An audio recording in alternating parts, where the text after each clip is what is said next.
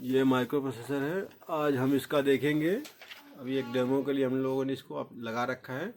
इसमें क्या फॉल्ट आता है और क्या क्या जलना चाहिए और क्या फॉल्ट आता है तो क्या फॉल्ट हो सकता है रिमूव करने के लिए। तो हमने एक ही बना रखा है, तो उस पर देखते हैं कि क्या क्या है।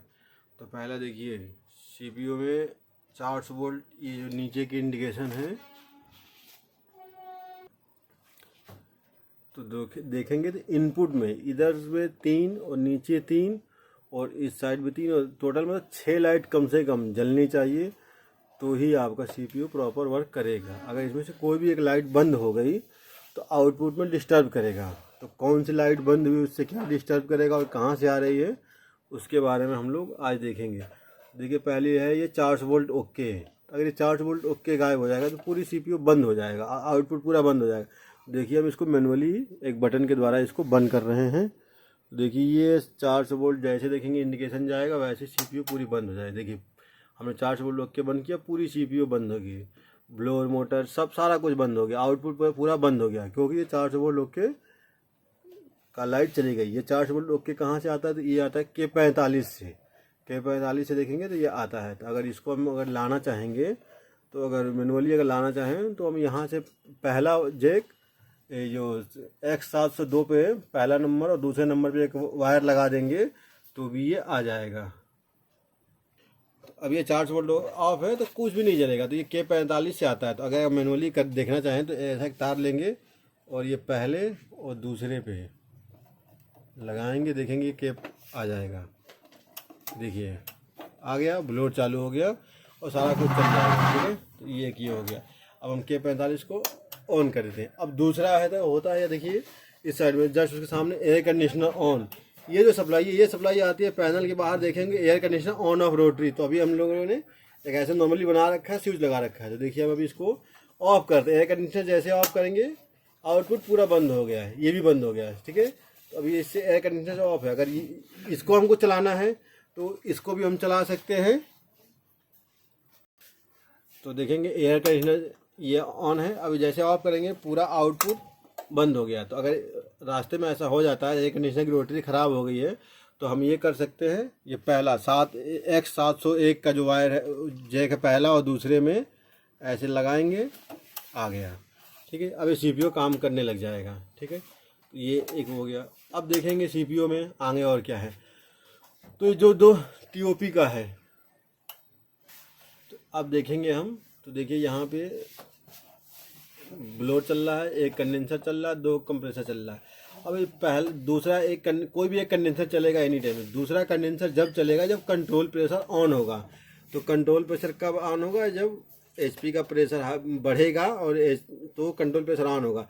तो हम मैनुअली कंट्रोल प्रेशर ऑन करा के देखेंगे। जैसे कंट्रोल प्रेशर ऑन होगा दूसरा कंडेंसर चल जाएगा और कंडेंसिंग का जो प्रेशर है वो कम हो जाएगा। तो देखिए, हमें भी मैनुअली इसको कंट्रोल प्रेशर का स्विच लगा रखे। देखिए, ये हमने ऑन कराया, ये ऑन हो गया, दूसरा कंडेंसर ऑन हो गया।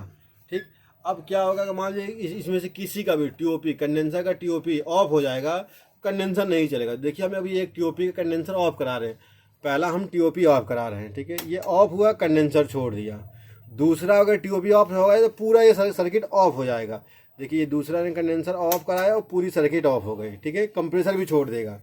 ठीक, अब इसको दोबारा हम फिर से आते हैं। देखिए, तो देखेंगे, अब हमने एयर कंडीशनर देख लिया, कंडेंसर का दोनों टीओपी देख लिया। ठीक है, अब ब्लोअर की टीओपी देखते हैं। अगर ब्लोअर की टीओपी फॉल्ट आएगा तो पूरी प्लांट ऑफ हो जाएगी, ब्लोअर भी ऑफ हो जाएगी। तो देखिए, ये जब तक लाइट बंद रहती है तब तक मतलब टीओपी ठीक है। अब ये लाइट जैसे जलेगी वैसे पूरा बंद हो जाएगा।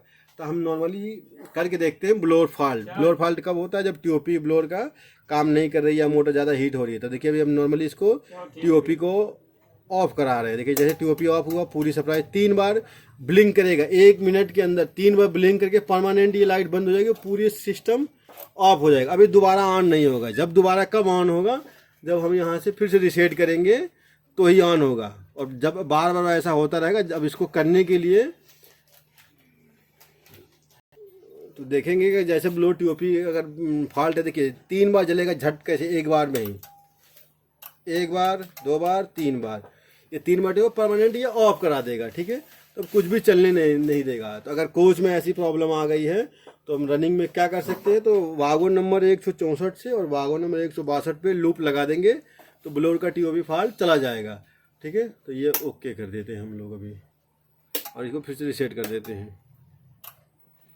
तो हम लोगों ने एयर कंडीशनर ऑन देख लिया, कंडेंसर का टीओबी देख लिया, ब्लोअर देख लिया। अब ओएचपी हीटर का, अगर ये ओएचपी हीटर का जो ओके आ रहा है, अगर ये ऑफ रहेगा तो हीटर अगर कितना भी टेम्परेचर आ जाए ऑटो में हीटर नहीं लगेगा। तो ये होता है ओएचपी के पास है। तो ओएचपी के दो तार होता है, कोई एक ब्रेक होता है या ओएचपी ख़राब होती है। तो देखिए अभी अगर यहाँ से कर देंगे तो हीटर ऑटो में नहीं लगेगा। तो इसको नॉर्मली ये देखिए यहाँ से ऑफ कर देंगे तो अगर ऑटो में टेम्परेचर हो जाए तो भी हीटर नहीं लगेगा। ठीक है, अब कंप्रेसर आ गया। कंप्रेसर दो चीज़ों छोड़ता है, या गैस कम हो तब कंप्रेसर ट्रिप करेगा, या गैस ज़्यादा हो तो कंप्रेसर ट्रिप करेगा। तो गैस अगर कम होगा तो एलपी शो करेगा। अगर कोई भी इंडिकेशन, अगर कंप्रेसर 1 का LP1 छोड़ देगा तो कंप्रेसर ये छोड़ देगा, LP2 1.2 छोड़ देगा, दूसरा कंप्रेसर छोड़ देगा। तो अभी हम देखेंगे एक LP को ट्रिप करा के, अगर जैसे LP एक शो करेगा वैसे ही कंप्रेसर छोड़ देगा। तो अभी हम देख रहे हैं 1.1 देखेंगे, LP को ही हम ट्रिप करा दे, जैसे ही इंडिकेशन जाएगा वैसे ही कंप्रेसर छोड़ दिया, देखिए छोड़ दिया। अब हम दूसरे को, इसको देखिए दूसरा LP ट्रिप करा रहे हैं, जैसे दूसरा है छोड़ दिया पहले। ठीक है, अब हम दोनों अगर ट्रिप करा देंगे, अगर दोनों ट्रिप करा देंगे तो दोनों का मैं छोड़ देगा। तो इसमें फॉल्ट में क्या है कि LP नहीं आ रहा है। तो LP अगर स्टार्ट कर देंगे तो ये कंप्रेसर चल जाएगा, अगर गैस ठीक होगा तो। ठीक है, अब इसके बाद बचता है SP का। तो हम SP को देख लेते हैं कि SP फॉल्ट आएगा तो कैसे शो कर। तो अगर LP मान लो जो कोई ट्रिप हो गया, अगर रनिंग में गाड़ी है और हमें कंप्रेसर चलाना है तो हम क्या करेंगे कि जैसे यहाँ पे देखेंगे आप, पहला LP है 1.1 का। तो अगर 1.1 का वागो में देखेंगे तो वागो में 159 और 162 159 और 162 से स्टार्ट कर देंगे तो LP1 स्टार्ट हो जाएगा। और उसके बाद देखेंगे LP 1.2 का, तो 160 और 162 से स्टार्ट कर देंगे तो LP2 का स्टार्ट हो जाएगा और ये इंडिकेशन आ जाएगा और कंप्रेसर लगने लगेगा। ठीक है, अब उसके बाद आता है SP फॉल्ट। तो SP फॉल्ट कब आता है? LP फॉल्ट जब आता है जब गैस कम हो तो LP फॉल्ट आता है, और SP फॉल्ट कब आता है जब गैस ज़्यादा हो। तो ज़्यादा हो तो दो पोजीशन में ज़्यादा हो सकते हैं, कंडेंसिंग ना कर रहा हो या कंट्रोल प्रेशर ना काम कर रहा हो, तो उस पोजीशन में SP फॉल्ट आएगा। जब भी SP फॉल्ट आएगा तो क्या करेगा, ये कंप्रेसर बार बार छोड़ेगा। तो अगर मान लीजिए कंट्रोल प्रेशर नहीं ऑन हो रहा है तो हम कंट्रोल प्रेशर को भी शॉर्ट कर सकते हैं। अगर कंट्रोल प्रेशर नहीं ऑन हो रहा है मैनुअली, मतलब ऑटो में नहीं ऑन हो रहा है प्रेशर बढ़ने पे भी, तो हम क्या करेंगे, वागो नंबर 162 और वागो नंबर 161 पे लूप लगा देंगे तो एक कंट्रोल प्रेशर ऑन हो जाएगा। ठीक, अब उसके बाद आता है SP फॉल्ट। तो देखो जब जैसे SP फॉल्ट आएगा तो SP परमानेंट शो नहीं करेगा, बस हल्का सा दिखाई देगा और वो चला जाएगा। अब उसको देखने के लिए फिर से रिसेट करके वो दिखाएगा। जैसे देखो अभी हम SP 1.1 को फॉल्ट कर रहे हैं, जैसे देखो SP 1.1 पे नज़र रखना, जैसे देखना ये फॉल्ट हुआ 1.2 फॉल्ट हुआ, एक कंप्रेसर छोड़ दिया। ठीक है, 1.2 वाला है। ठीक है, फॉल्ट कराया था हमने, देखिए 3 बार करेगा परमानेंट होल्ड हो जाएगा। अब वो नहीं लगेगा जब तक रिसेट नहीं करोगे 35, वो नहीं लगेगा। ठीक है, अब ये कंप्रेसर ये चल रहा, अब इसको भी हम फॉल्ट कराते हैं। तो देखो जैसे ही हम उसका SP फॉल्ट कराएंगे तो वो भी छोड़ देगा, तो 3 बार ब्लिंक करेगा, 3 बार ब्लिंक करके ये परमानेंट फॉल्ट हो गया। अब ये कंप्रेसर दोनों नहीं चलेंगे क्योंकि दोनों के SP फॉल्ट हो गए हैं। अब दोनों के SP फिर से या तो रिसेट होंगे तो चलेंगे, या SP को हम शॉर्ट कर सकते हैं। तो जब SP को हम शॉर्ट करेंगे तो वो आपको हम बताते हैं। तो अगर SP फॉल्ट कर गया तो क्या उस टाइम भी कंप्रेसर नहीं लगेगा। तो अब हम क्या करेंगे, तो SP को चलाने के लिए हम 182 नंबर, वागो नंबर 182 और वागो नंबर 181 SP 1.1 का हम वागो में शॉर्ट कर देंगे तो हमारा कंप्रेसर लग जाएगा। अब दूसरा जो हमारा कंप्रेसर है उसके लिए हमें वागो नंबर 185 वागो नंबर 184 वागो में शॉर्ट कर देंगे तो दूसरा SP भी शॉर्ट हो जाएगा और हमारा ये सिस्टम फिर चलने लगेगा। तो सबसे पहले हम सिस्टम में देखते क्या है कि फॉल्ट क्या आया है, ऐसे नहीं देखना। इनपुट में जो भी फॉल्ट आएगा इनपुट में आएगा, तो क्या फॉल्ट है इनपुट में देखना है। ठीक है, अब हम ऐसे ही सेम इधर का भी समझते हैं कि कैसे क्या है। तो उसी जैसे हमने इस प्रकार बताया, ये 1.1 प्लांट का हो गया और ये 2.1 प्लांट का। तो यहाँ पे कंडेंसर ट्रिप हो जाएगा तो कंडेंसर नहीं चलेंगे। ठीक है, और ब्लोअर फॉल्ट हो जाएगा तो ब्लोअर नहीं चलेगा। तो इसके ब्लोअर को शॉर्ट करने के लिए हम 160 समझ गए। अगर इसी तरह से ब्लोअर अगर फॉल्ट आता है तो हम ब्लोअर फॉल्ट के लिए करेंगे क्या, तो देखिए ब्लोअर फॉल्ट के लिए देखिए ब्लोअर फॉल्ट आ गया, ये जल गई लाइट तो पूरी प्लांट ऑफ हो गई है। तो अब इसको हम करने के लिए एक 167 और 169 वागो नंबर पे शॉर्ट कर देंगे तो हमारा ये चला जाएगा। या फिर या मोटर को खोल के देख लेंगे कि हमारी क्या समस्या है। तो अगर रनिंग में है तो हम तो रनिंग में समस्या देख नहीं सकते कि क्या समस्या है, तो रनिंग में हम स्टार्ट कर लेंगे और जो भी हमारा मेंटेनेंस शेड्यूल है उसमें हम खोल के देखेंगे कि क्या समस्या है, तो वो ये फॉल्ट है। ठीक है, जैसे उसी तरह से OSP का OSP 2 तारों का OSP होता है, इसमें कोई तार ब्रेक हो जाता है तो OSP का इंडिकेशन नहीं आता। अगर OSP का इंडिकेशन नहीं आएगा तो हीटर ऑटो में काम नहीं करेगा। तो OSP को हम खोल के वहाँ दे सकते हैं। अगर OSP स्टार्ट नहीं करते हैं क्योंकि OSP सेंसिटिव मामला है, उसमें आग लगने की संभावना रहती है, तो OSP को हम स्टार्ट नहीं करते हैं। बहुत रियल केस में भी करते हैं, वो भी नहीं किया जाता है क्योंकि उसमें आग लगने की संभावना बना रहता है, तो इसलिए। उसके बाद अगर फॉल्ट आता है LP का, तो अगर LP का फॉल्ट आता है तो इसमें भी गैस कम हो सकता है।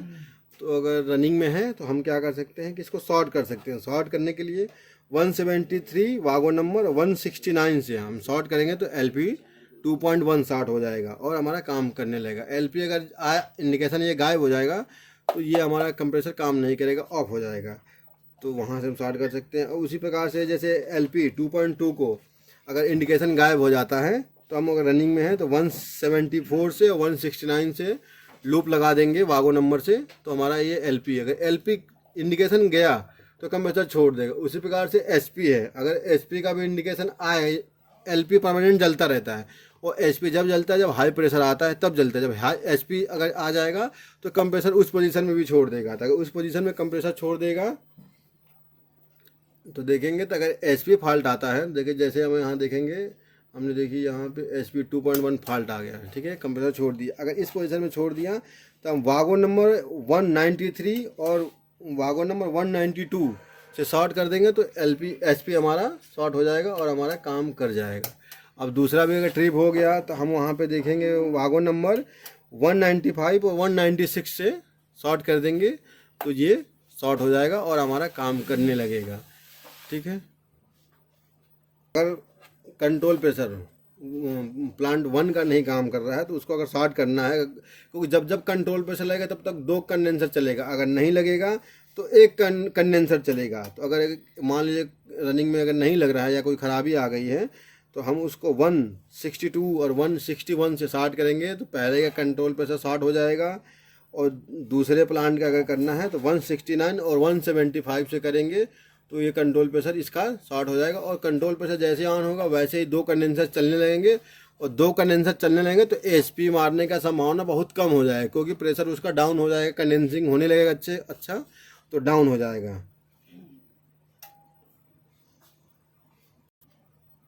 तो ये बार गेज प्रेशर वाला है, तो हमने डेमो लगा रखा था इसलिए यहाँ नहीं लगा रखा प्रेशर। ये पहला जैक सेंसर का है, तो पहले जैक में है एक फ्रेश एयर 2 और सप्लाई एयर 1, सप्लाई एयर 2 और ह्यूमिडिटी सेंसर। इस पहले जैक में 4 सेंसर हैं। ठीक है, उसके नीचे जो X402 उसमें 3 सेंसर है, उसमें एक रिटर्न एयर सेंसर है, दूसरा रिटर्न सेंसर है और एक फ्रेश एयर सेंसर है। ठीक है, ये इसके जैक होगा। ये 110 वोल्ट DC पॉजिटिव है, ये उसका डिस्प्ले का है। और तो बेसिकली हमें इसमें ये देखना है कि एनी टाइम 12 इसमें कंडेंस जलना चाहिए। तो इनमें परमानेंट 12 LED जलना चाहिए तो ये प्रॉपर काम करेगा। हाँ, अगर HP बार बार मार रहा है तो उस टाइम हम ये देखेंगे कंट्रोल प्रेशर हमारा ऑन हो रहा है कि नहीं। अगर कंट्रोल प्रेशर नहीं ऑन होगा तो बार बार HP मारेगा। तो जब अगर प्रेशर बढ़ेगा तो कंट्रोल प्रेशर ऑटोमेटिक होता है खुद ही ऑन हो जाएगा। अगर नहीं ऑन हो रहा है तो HP मारेगा तो हम वहाँ से शॉर्ट कर सकते हैं। तो ये हमारे CPU का होगा बेसिक। बाकी आगे भाग में देखेंगे और क्या है इसमें।